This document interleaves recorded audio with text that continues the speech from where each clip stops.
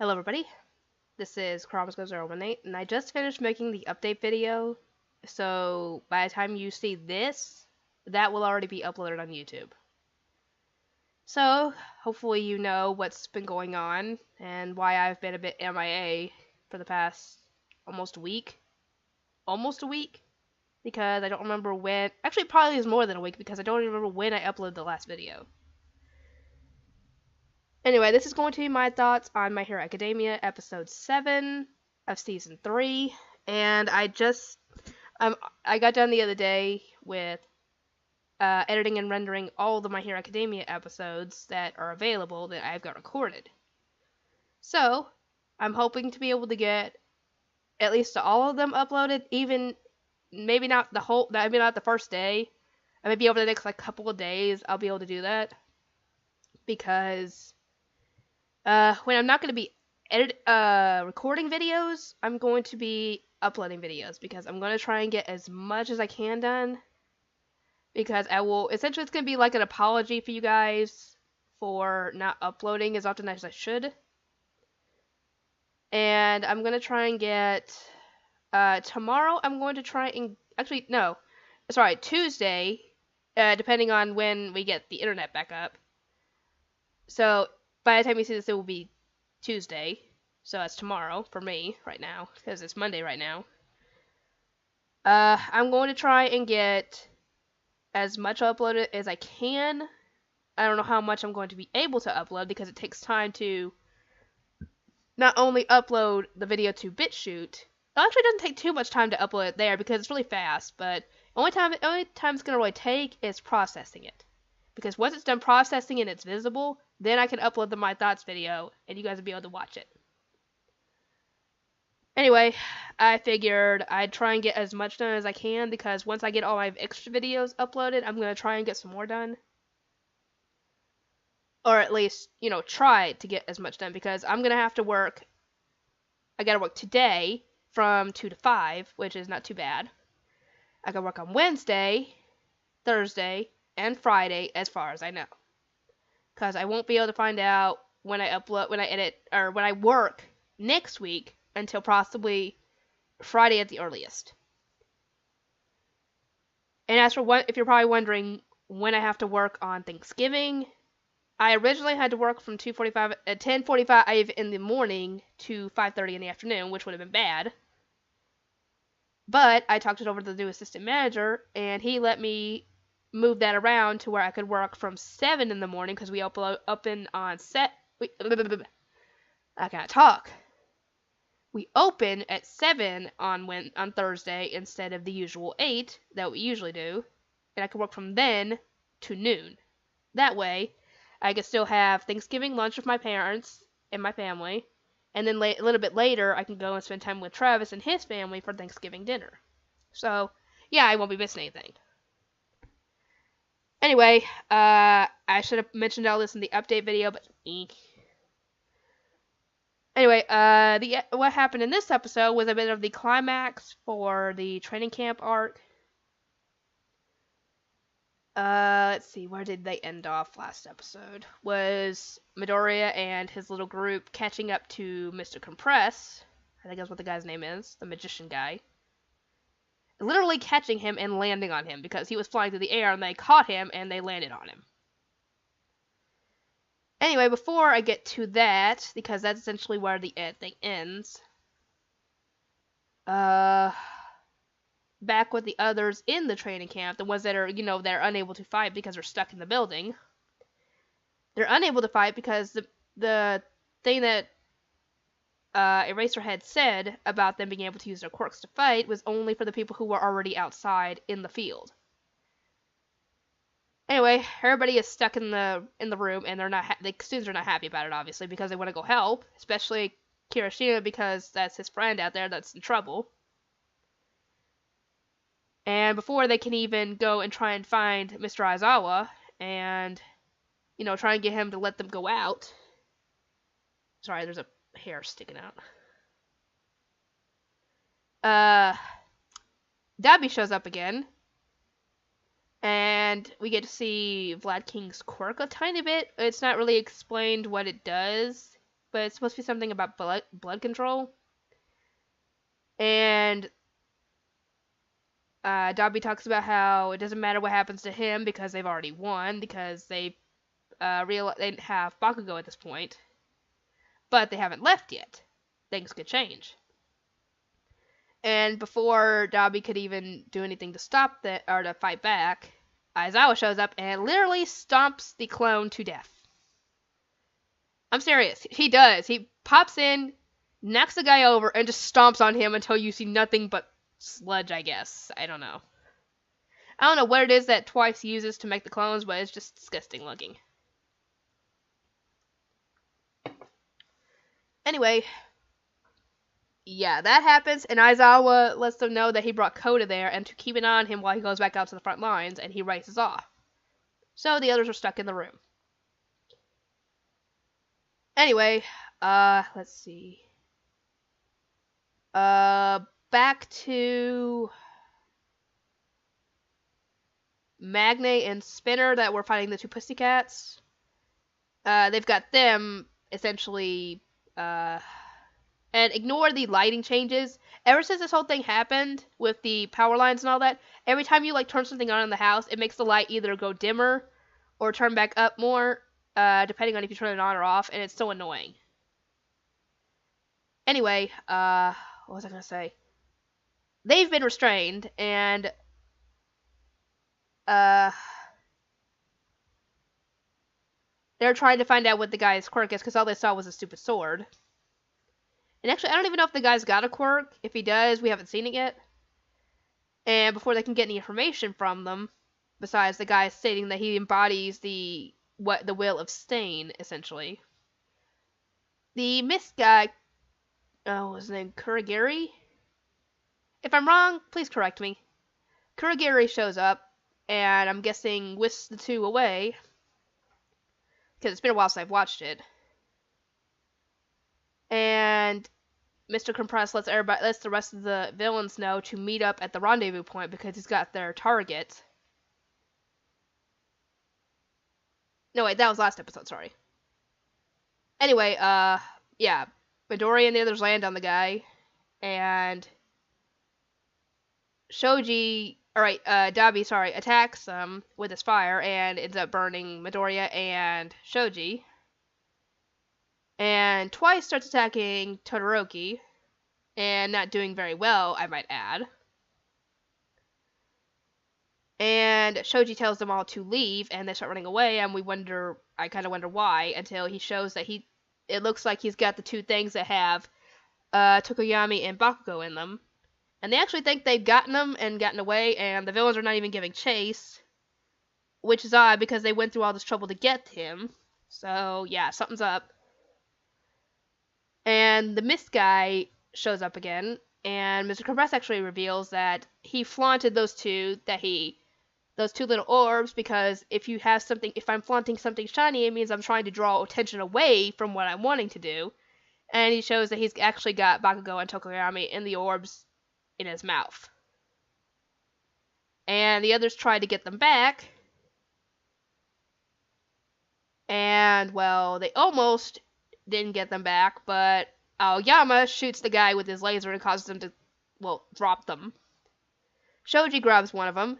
Before Todoroki can grab the other one, Dobby grabs it. And we get a bit of an exchange between the two, which some people kind of solidify as evidence that Dobby is actually... Dang, what was the guy's name? Toya? Shoto's brother? The one that we never got to see? I don't know. As far as I know, that theory is currently up in the air until we get more information on either Dobby or Toya. I think that's what the guy's name is, Toya. It's the brother, the one with the completely red hair. That we only got to see one scene of him in it, and it was just him with his siblings, and that was it. But yeah, Mr. Compressor lets the two out, and it turns out that Shoji had grabbed Tokoyami's one, and they've got Bakugo, and they couldn't even get him out. Or they couldn't even grab him before the villains left with him. So the villains succeeded in what they had planned to do. Well, part of it, because I'm guessing that was the main mission, was to grab Bakugo, and just killing Midoriya and the others was just a plus. I don't know. But anyway, yeah, they lost, and obviously Midoriya is not taking it well, because not only was Bakugo, I'm guessing he could still consider Bakugo a slight friend and, classmate, acquaintance, whatever. And he's obviously upset about it, but the fact that he was so close at grabbing the guy, and he couldn't save him.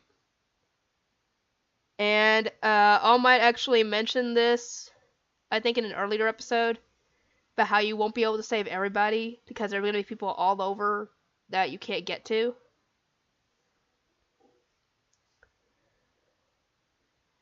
Anyway, the fire department and all the other stuff shows up and, gets rid of the fire and wraps up and arrests the villains that were defeated, which included Muscular, the Mustard guy, I think that's what the guy's name is, Mustard, his code name, Mustard, as in mustard gas. What else? That weird looking guy that was, apparently had been an escaped, death row inmate or something. I don't remember.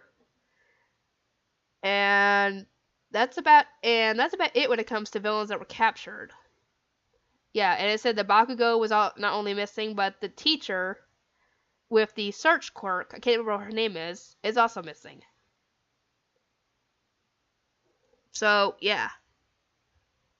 Anyway, it cuts to the teachers talking in the building, also avoiding the reporters. And they discuss the situation. All Might's kind of blaming himself for that, because he was relaxing in the tub while everybody else was out fighting. And then again, none of them knew that this was going to happen, because that's why they took the extra precautions. The only people who knew where the training camp was the Pussycats and the teachers. That's the only people who knew. And actually, President Mike made a point in this that I can understand where he was coming from, that there could possibly be a traitor or a mole in all this that's feeding the villains information. Because, like I said, the only people who knew were the Pussycats and the teachers, essentially the administrative staff. So somebody had to have leaked the information, either willingly, or they could have possibly been mind controlled and leaked it without even realizing they were doing it. Or it could have been a student. I would hope to God that it's not a student, because, yeah, that would mean there would be a traitor among the students. And, well, Sniper, whatever his codename was, made also a point that we don't need to be going over that now, because if we do, we're just going to be fighting amongst ourselves. Because, yeah, they have no proof at the moment that there is a traitor, or any proof on who the traitor could be if there is one. So, yeah, Principal Nezu talks about something that he wants to implement when it comes to the student safety, and we actually see that a little bit later. A little bit more than halfway through the arc, or through the season, I mean. But before he can do that, All Might's phone rings, and he has to leave the room. I still find it funny that his ringtone is actually him. I find it funny. Anyway, he leaves the room, and he talks to his friend, who's a detective, and he mentions that they might have a lead on where the League of Villains hideout is, and they mentioned that one of their officers had gone around and talked to some civilians, and they mentioned that the guy with the patchwork face had left a building that was apparently supposed to be abandoned, and the owner actually mentioned that there was supposed to be a hidden bar in the building. I assume the owner is not working with the villains, otherwise why would you reveal that information? Anyway, they connected the two because Dabi has a patchwork face, and yeah, they're planning on going in and saving Bakugo and doing cleanup on the League of Villains. And while this is all going on, oh god, I'm tired. Anyway, while all this is going on, the rest of the class visits Midoriya in the hospital, sadly, Jiro, Toru, and Yaoyorozu are not able to make it because they're obviously, still stuck in the hospital too. Though, from what I've heard, the gas was supposed to be like a sleeping gas, I think. If somebody could clarify as to me why they would still be stuck in the hospital if that was the case, because if it's sleeping gas, wouldn't they just wake up and be fine? Or maybe it's because they have to run more tests on the stuff to make sure there's no side effects. I don't know. I would assume that's the reason. But anyway, they all meet up with him and let him know, what's going on, and we actually find out that Todoroki and Kirishima are planning on going in for a rescue mission to get Bakugo back, and obviously Ida and the others are not happy about this. Especially Ida, because of what happened with the Hosu incident, and he doesn't want anybody else doing anything stupid like that. And we find out that Yaoyorozu gave All Might and the detective, I can't remember what his name is, a tracking device to track that thing she had, the other guy, put on the Nomu back during the training incident. And, yeah, they're planning on having Yaoyorozu make another one to track that, so they can go in and rescue Bakugo. And obviously, like I said, everybody's against that, and they give valid points, and I kind of think that, yeah, they should leave this to the professionals, because we already know that All Might and the others have a plan to go in and get Bakugo, so they don't need to be getting involved, but the others don't know this. All they know is that Yaoyorozu gave them that tracker to track the Nomu. So, yeah.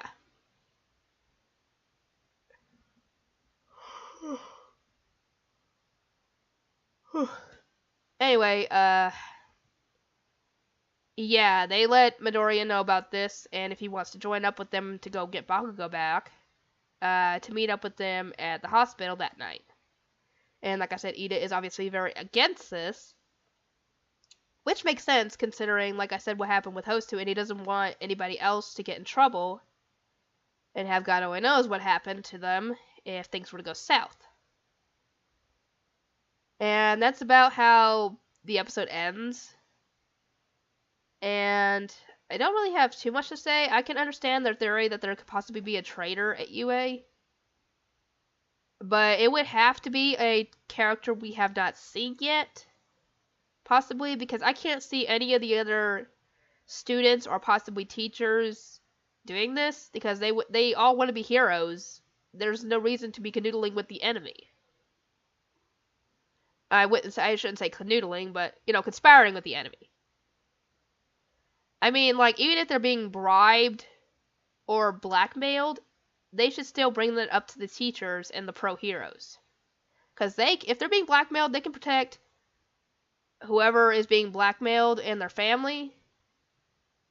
And so they have no reason to do what the villains want. So it has to be either a character we have not seen yet, or someone who's trying to slip in disguised as a student. Which, from what I've seen in the arc so far, it wouldn't surprise me because there actually is a character that can transform. Anyway, I'm not gonna say who or anything because that would spoil something for what happens later. But it does make sense, yeah, until we get more evidence to support the theory. We can't really suspect that there's a traitor. Anyway, that's about all I have to say for this episode. I'm sorry, I'm tired. And I will see everybody next time, and I hope to be back on YouTube soon, but by the time you see this, I am on YouTube, so, yeah. Anyway, I will see everybody next time.